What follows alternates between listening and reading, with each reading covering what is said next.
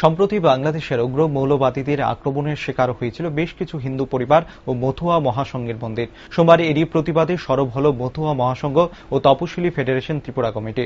এদিন আগরতলাস্থিত বাংলাদেশ সহকারী হাই কমিশনের অফিসে ডেপুটেশন দেওয়া হয় কমিটির তরফে। মূলত বাংলাদেশের খুলনা জেলার হিন্দু মন্দির ভাঙচুর ও হিন্দু পরিবারের উপর বর্বরোচিত আক্রমণের প্রতিবাদ এবং ক্ষতিগ্রস্ত পরিবারের ক্ষতিপূরণ দেওয়ার দাবি নিয়ে এদিন বাংলাদেশের সহকারী হাই কমিশনের অফিসে ডেপুটেশন প্রদান করা হয়।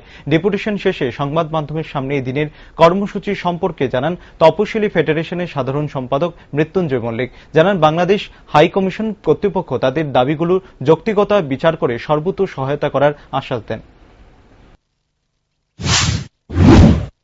আগরতলা অ্যাসিস্ট্যান্ট হাই কমিশন মহাশয়কে আমরা আজকে স্মারকলিপি প্রদান করেছি। আপনারা জানেন যে বাংলাদেশের খুলনা জেলাতে গত 7ই আগস্ট কিছু উগ্র মৌলবাদী তারা মতুয়া পরিবারের উপরে হামলা করেছে।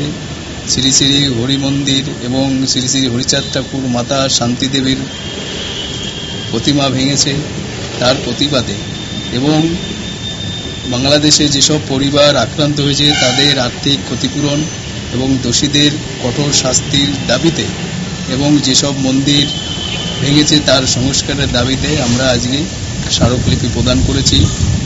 মতুয়া মহাসংঘ, ত্রিপুরা কমিটি এবং তপশিলি ফেডারেশনে ত্রিপুরা কমিটির পক্ষ থেকে আমরা আজকে এই স্মারকলিপি প্রদান করেছি এবং আশারূপ আলোচনা হয়েছেন। এখানে অফিসার আধিকারিকরা তারা গুরুত্ব সহকারে আমাদের আলোচনা শুনেছেন এবং তারা বলেছেন যে ইতিমধ্যে যারা এই ঘটনা ঘটিয়েছে তারা গ্রেপ্তার হয়েছে এবং আগামীতে যাতে এই ধরনের ঘটনা না ঘটে তার জন্য বাংলাদেশ সরকার কঠোরভাবে পদক্ষেপ গ্রহণ করছে এবং তারাও আরও সচেতন হবেন এবং